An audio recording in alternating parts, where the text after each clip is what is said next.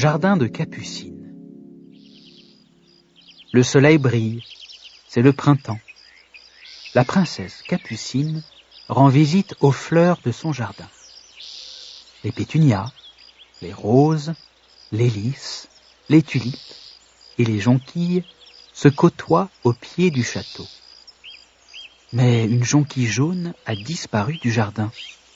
Qui l'a arrachée ? S'étonne la princesse.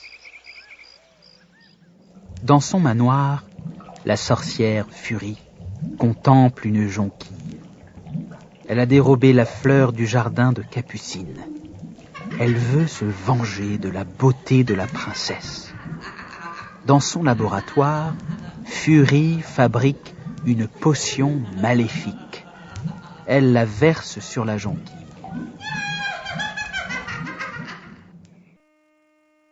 Au milieu de la nuit, Furie se dirige vers le château de la princesse. La sorcière plante la fleur maléfique et chuchote. Jonquille trop jolie, aide-moi. Capucine trop jolie, gonflera. Furie piétine toutes les autres plantes, enfourche son balai et s'envole.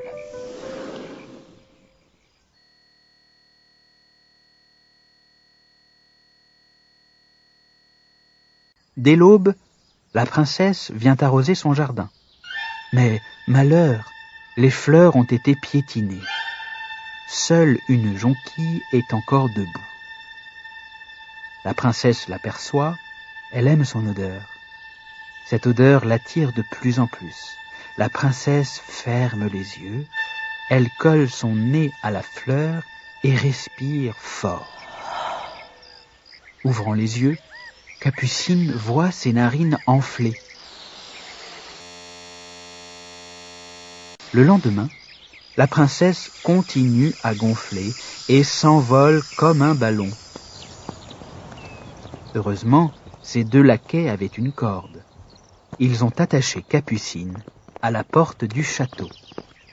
À cheval, le prince Léonard aperçoit Capucine dans les nuages. Il galope à sa rencontre. Le prince trouve une plume dans le jardin. C'est la plume du chapeau de Furie.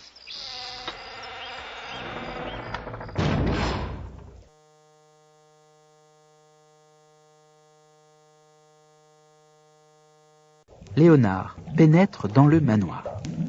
Il entre dans le laboratoire de la sorcière et trouve un grimoire ouvert à la page J.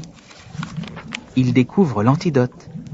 Une feuille de menthe et un pétale de mélite annulent le mauvais sort.